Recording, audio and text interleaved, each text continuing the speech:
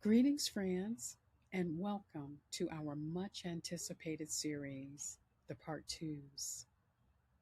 We recorded this Part Two conversation with Courtney Lyneé back in January, and since then, her journey has continued to unfold in some exciting ways. Her affirmation apparel brand, Affirm Me, continues to grow and evolve, encouraging people to wear what they want to see in themselves. And just this past weekend, she appeared in For Colored Girls Who Have Considered Suicide When the Rainbow is Enough, presented by Theater in the X. What makes this conversation especially meaningful is that when we recorded it, Courtney Lyneé was already talking about rest, identity, navigating new seasons, and understanding that a quieter season doesn't mean you've gone backwards. Although this conversation was recorded months ago, the message is just as relevant today. Friends, enjoy part two of my conversation with Courtney Lyneé.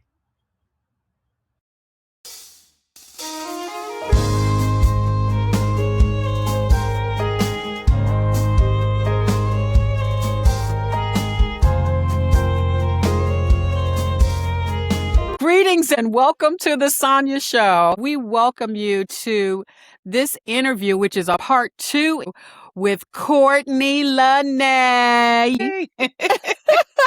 I'm so excited to be here. We always have the best combos, so I'm excited. Oh my goodness. And we absolutely did not have enough time to cover it all. So we're going to do it again and get to the meat of some things. Okay. And so just for our viewers, I want to share that the Sonja Show is a conversation that meets transformation. We invite our listeners to embrace life's defining moments with courage and grace. And so through relatable reflections and faith-centered dialogue, this segment reminds us that strength is built in stillness and that every pause holds potential.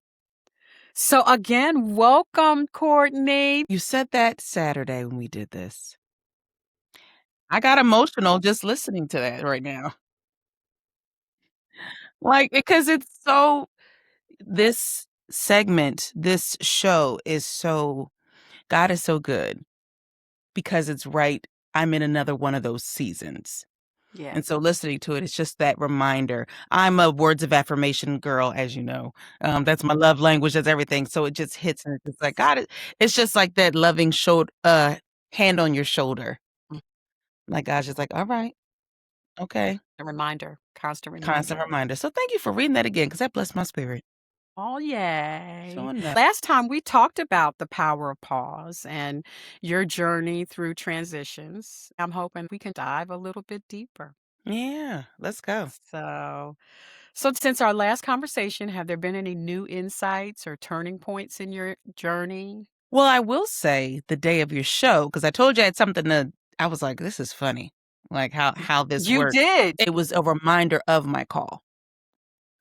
I have been, as you know, I'm always busy. And at the end of the summer, I just collapsed. I was done. I was exhausted in a way that I haven't been before. I'm like the Energizer bunny. I go and I go and I go. And so as I have, for those who don't know, I have an affirmation apparel line called Affirm Me, where we encourage people to wear what they want to see in themselves, hence my shirt. It was a way for me to work on my self-talk and wanted to help others to learn how to embrace affirmations in their daily life, to help them just let that be that gentle nudge that they need throughout the day, to remind them of what they want to focus on. With all that being said, I was exhausted, that means I was exhausted also, not with my brand, but just the work, right? Just the work. And so I had been posting and doing things because I knew I had to, but my spark was a little low. And you asked me to do the podcast, and I said, okay, I'm gonna come. And I knew we would talk about Affirm Me, and I'm like, I should wear Affirm Me, but I don't feel like wearing it. I had a moment. I was like, I don't feel like it. I was like, Be real with us. I didn't feel like it. Not because I didn't want it, but I was like, I don't feel like it. I want to wear something else. And I'm getting my outfit together. And then I'm like, It wasn't it was weird. And that's how I knew it was the Lord, because it wasn't like a, Courtney, now you know you need to wear this because such and such. It was a thing of, why don't you wear this? It was a nudge. And I was like, and I started looking for a shirt, and I was like, okay, I'll wear that. And I was fine to wear it, even though I had just said I don't feel like wearing it. And then I saw a sweatshirt, and I was like, I want to wear that. I felt like something was nudging me, and it didn't feel like, you know how sometimes you can feel a nudge and be like, okay, that's something, there's a reason why I'm supposed to wear this. It wasn't even that. Just felt like a nudge, and my energy was calm, and I was like, okay, I'm going to wear this. I walk into the cafe. I sit down. Within 2 minutes of me sitting down, somebody asked me, oh my gosh, where'd you get that sweatshirt from? What did it say on the sweatshirt? It said, I got this on the front. It's my signature collection. I got this on the front, and on the back it says, you got this. Yes, you. And a woman was to my right, and she said, oh my gosh, where did you get that from? I said, actually, it's mine. She said, oh, the Lord is so good.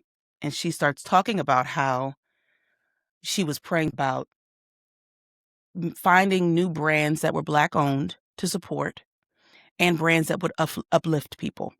Wow. And she said, I just prayed and asked God to bring them in my zone, and here you are. Wow. And I was like, okay. I was like, God, you be playing with me. Like, really? That's what you're gonna do? And I was like, all right, God. And in that moment, he was like, Courtney. I was like, okay. And she bought on the spot, went on my site and just purchased. Man, and nothing. And see, here's the thing. I know there was nothing wrong with me not wanting to wear it that day. There was, and it wasn't. And that's what I love about God so much, is that, like, he knows us so well that he gives us what we need, or the gentle nudges we need and the way we need them. Like, he's that gracious, because he could have just been like, no, put it on, like, 'cause I said so, like a parent could, right? No, he knows me so well, and he's so gracious with me. And that's why I'm just like, in this season that I've been in over the last 8 years, I have gotten to know him. I'm like, yo, he is really my daddy. And He loved me. And the nudges are all different depending on where I am. And it's just so beautiful. It's like, he really does want me to be okay. Wow. He wants to remind me of the calling that he put, what he wanted me to do. He knows how tired I've been. I'm not as tired as I was. I did take a break, which is great. But yeah, that was, so I was just like, wow. And then it reminded me that the next day was my 2-year anniversary. I had forgotten. And I was going to say something, but then I forgot. That's a perfect example of what weariness and exhaustion will do. It'll cause you to forget. And Sonja, I'm the one that remembers everybody's birthday. I remember phone numbers from when I was a kid. I don't forget things. And the fact, and of course, I'm learning how to put myself and give myself that same care. But I was like, wow. And then it just gave me the extra oomph. And I was like, okay, I'm going to go ahead and do this. I'm going to do a sale. And I got excited again. Because I haven't been feeling like doing nobody's content. I ain't want to do nothing. I was tired. But in that moment, so I thank you.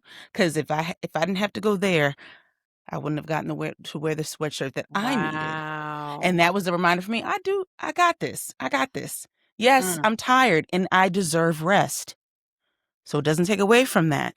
But still, you can find space for what God has you to do in that moment of rest as well. And so I'm glad you said that, because I have been one of those people who struggle with understanding what it means to rest in Jesus, especially when you're the kind of person that goes, and when you try to stop, you almost feel guilty. You feel like your mind start telling you you're lazy. How do you continue to nurture yourself and stay grounded during those times? for those who don't know, I'm an actor, I'm a director, I'm a voiceover artist, I'm a singer, I'm a producer, I'm a mother, I'm a divorcee, I am an entrepreneur, I am all the things, and I do all the things for a lot of people. Yes. And I built my life in my insecurity growing up on being there for people, and never was taught how to be there for myself. Never. I'm in my 40s now, and still I'm farther ahead than when I was back then, but still get guilty for not picking up the phone when somebody calls. Still am guilty for sleeping in because I'm just tired. But then comes in your mind, well, you're a mom and you're sitting here and look around. You're not where you want to be. You're being lazy. You could be doing something else. Where's the next audition? Where's this? Where's that? You didn't put content up today. You said you were going to do it yesterday. My brain will make me feel like I'm this small, like I've done nothing. And God has transformed my life over these years, and I've done so much. I've done so much. And still, it reminds you of like the accolades and the successes don't take away your inner talk. So you have to nurture yourself. And God is teaching me, even in this next season, I had an elevation in my career. And then here was a sink as well. So elevation and still feeling like I'm stuck. And it's not stuck. It's just a new season and learning how to get adjusted. Learning how to get adjusted in this new season, Sonja. Because you got to recognize when it's a new season. Because again, if you don't recognize it's a new season, you start feeling guilty. You start thinking you're off. You missed the boat. All of those things. But it's just a new season. And how about this? I always say this to everybody. You know, we always trying to arrive. You know what I'm saying? And then when we think we've arrived, we think, well, hey. And then sometimes we'll find ourselves in this place where we think, well, then now what else is there? But on the real, it's the time. It's a new season. It's a new thing. How about you got to start at ground zero again? Because you got to learn. 2025 has been ground zero. Ground zero when I've been at the top for the last 3 years. Say. And your brain will tell you, you ain't arrived. No, you ain't did. You went back to step 1. No, I'm at step 10, but ground zero of step 10. Ground zero of step 10. And that is a different feeling because it will humble you. Ooh wee. Because things that were good for me back then, God's like, you talk about how you don't want to have to do certain things anymore. So I put you in a position where you don't have to, and now you still feel less than because you're not doing the thing you say you don't want to do no more. Make it make sense. Make it make sense. And I'm sitting here like, okay. He said, that means the calls may not come as often because I'm getting you to a place where you select what I want you to do. You better talk. Even though it may not be quantity, it's quality. And that journey, especially as a full-time artist, is humbling. And it's really the sandpaper that I need in this new season to not identify and make any part of my identity what I do. And to know that I am still valuable. I am still an artist when I'm not on set. I am still an artist. Come on now. Yes, you are. When I'm not on a stage, when I'm not behind a mic. It's humbling. And so that's been this season. I was at my, and I don't want to say I was at my high. I was at a high and now God's like, okay, now it's time to shed even more. Humbling. It is humbling. It really, really is. And I tell you, let's just tap this real quick. There's always folk looking in from the outside. And when they see you in those places, when you've now jumped back to ground zero, and they think, well, what are you doing? Because you really ought to, what you should be, and they don't even understand the process. Nope. Have no clue. That's a pressure right there. It really is. Now it's a fight that can be won. Yeah. But it's pressure. It's pressure because in that moment, guess who got to learn how to be still and know that he is. When I tell you, especially in interviews, and I love doing interviews, but they will ask you, so what are you doing right now? And I had to become okay with, I'm working on some things, but I'm also resting. I had to be okay with saying that and owning that as if that is my right And that is a part of my process and a part of my journey, because people love to hear you say, oh, I'm doing this and this and this. They love the glamour of that. And it's like, I'm learning, I got to take care of my spirit. I got to take care of my emotional space, man. Like, so when the big thing comes, I'm not so exhausted from the things I did before that I can't even appreciate. So that's why God's like, I need to slow you down because you've done great, but it's time to rest. And so there was an interview I did a few weeks ago that just came out, and I was feeling it. I just felt low. Wow. And it ended up being one of the best interviews that blessed so many people. And it's interesting. I was surprised because I was like, I was tired and I had to put on, but nobody know when I put on. They don't know Right. because I'm Because an you actor. are listen, you're an actor extraordinaire. Of course they wouldn't know. They would not know. But you know who knew? My daughter. She was like, why are you talking like that? Were you all right? Were you not feeling well? I was like, wow, she knows me. But the comments, and I was like, okay, God, I don't have to be moving all the time to be used. I don't have to be in the same season to be impactful.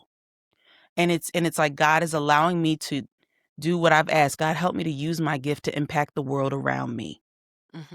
Use my voice to impact the world around me. And that's what he's showing me how to do, even in the midst of a calm season, in a season where I'm rebuilding some things in my personal life and all. He's just, man, it's like, that's the only applause I want. Comes down to it. Yeah. But it's like, no, like, it's a humbling thing. And it's a journey. And I have to let myself say, Courtney, you're not going to get all this this year because you want to live. Because if you don't live, it means nothing. Right. You want to live. My grandfather was 98 when he's left this world. My great-grandmother was 104. I want to live. Wow. You know? And you're only 40, sis. Give yourself some grace, okay? Even if you're 55, only 60. Yeah, man. We're just so hard on ourselves. Can we talk about community for a second? Ooh, can we talk about community? Listen, tell me what it means to you and how it has supported you on your journey. I have community and I have a tribe. I have positioned myself to be around a community that is uplifting. Yeah. A community that is about creation. I love creating. And it's so important as an artist to stay in those kind of communities because you'll lose your spark if you're not careful. You'll forget why God gave you the gift in the first place. You know, you'll forget. Community is so important for your spirit to continue to grow. My tribe, who is also a part of my community, they remind me of who I am. They allow me to be exactly who I am. And in this season, I've had to learn to, when people say like, oh, she's this, she's that, and it can sound like it's negative. And they're like, it's not negative, it's just who you are. And it's funny. I was like, that's true. Like, my community has reminded me it is okay that you are X. It's not negative, it's who you are. Like, own who you are. And we love you for who you are. We love you for who you are. And it's funny. And and my perfect example for myself was, why can't I have like a living single kind of crew? This is how remember the show Living Single? I do, yes. You had the bougie one, you had the sassy one, you had the jolly gilly, you had the workaholic. Nobody tried to change anybody, and they loved each other authentically as who they were. And I was like, that's the community I want around me. Doesn't mean that we stay in places where we can't grow. That's not what I mean. But it's like the parts that are authentically us. Like, I learned in this season how to be okay with who God has created me to be. And that's why I am who I am. So community, tribe, all of that is so important to remind yourself of who you are and to learn more about yourself. Because people who love you will tell you about yourself. Baby. In ways they don't even realize. Without hesitation. And help you grow. You can't grow without community. I don't know how people expect to. No. You got to open up. You got to be a little bit vulnerable. You said something that resonated with me, which is it'll remind you, having community this way, who you are and what you bring to the table. And I remember, when I finally decided that, my retirement plan was getting back into the arts, getting back to my first love that I grew up with, and getting to the arts community reminded me who I am. And writing my book, Embracing the Moment, really did it for me. It was like, oh, wow, this is who I am, and this is who I always have been. Being around like-minded has done wonders for me. I've been on stage with you more than once and been directed by you and have experienced growth that I didn't even know was possible. You really opened my eyes to some things that I didn't even think about, and helped me realize even more how important having a solid community is. When you find out what real community looks like, you know when it's what it's not. You feel the difference. It's like so important to know where you're supposed to be, the spaces you're supposed to be in, and know that it's okay if that's not the space for you. It doesn't take anything away from that space. It's just not for you. And that's a humbling thing, because everybody's like, well, you said you want an opportunity. You said you wanted this. Every opportunity ain't meant for me. And that's okay. And that's okay. But you learn that in community. You learn that in being around people. You learn that in knowing who you are and your worth. This interview is perfect time. God is so good. I couldn't have given the insight that I have now without the trials. So there's purpose in the pain. There's purpose in the stillness. There's purpose in the I don't know. I think that embracing the moment is embracing the times when you don't know and being okay with that. And because it forces you to trust him and only him. Absolutely. For those listening who are in seasons of waiting or transition, what encouragement would you offer them? I would offer them, number one, if it's an opportunity you're looking for and you feel like you're not getting it, maybe it wasn't your opportunity. Other people are praying too. I learned it's not rejection, it just wasn't yours, and that's okay. I want the ones that God has for me. Trust the process and know that opportunities that you're looking for always come when you're ready to receive them. Because sometimes you're not ready to receive them. To be still and to know who you are, no matter what's going on around you, and to know whose you are. And that's when the blessings come. That's when the opportunity, he's like, you're ready. And so continue to grow, continue to heal. If you're an artist listening, oh my gosh, if you feel like you've hit a plateau in your performance, it's because you stopped growing in your personal life. I see it all the time. It's like you stopped growing. You started being okay with the performance that everybody was okay accepting from you. It's not enough anymore. It's time to grow, baby. Time to grow. No more. I see the same. Anytime you feel like you can just turn it on, nope. If you ain't vulnerable, I don't want it. If it's too easy for me, nope. You have shared so many jewels with us. I feel like we need to do another interview, but I ain't gonna mess with you. I ain't gonna mess with you, but you are welcome to come back anytime you feel like you got a message for our audience. You call me because we got, man. We can hit some things, okay? We can hit some things. But tell me this. What are you looking forward to the most in the coming months? I did reach a milestone. A movie that I did premiered on Fox Soul a couple weeks ago. It's hilarious. Thank you. Thank you. I got a call to do a film not too long ago, and it's funny, it's I'm only in one scene, but I am the first scene by myself. And it was different and it was impactful. I was honored to do it. Shout out to the writer Chelsea Scruggs, who I grew up with, who called me for that. And then I found out a couple weeks ago that it was premiering on Fox Soul. So it's played a couple of times. So that's been that's the first time that a movie I've ever been in has been on TV, which is amazing. So I'm grateful for that opportunity. Awesome. Yes. Thank you. Thank you. You clap. You give me life. Real Sugar Honey Iced Tea. You were there for the premiere. Yes, amazing. Yes, Lord willing, that'll be coming out at the top of the year. So we were just getting some fine-tuning things done, but that's been a 3-year project now. Beautiful. from start to finish. Mhm. So that's been a great opportunity. I'm working on, I'm a producer for a new short film that I'm developing with an artist that we both have worked with. So looking forward to that. And I'm working on a development of a short film that's built on the things that I've gone through as a single mother. Oh. Yeah, so we're looking at funding right now. So that's in the works too. A different kind of piece. That's an immersive kind of piece with film and theater at the same time. Wow. That's awesome. And I'm looking forward to continuing to do things that bring me joy outside of Mhm. my craft.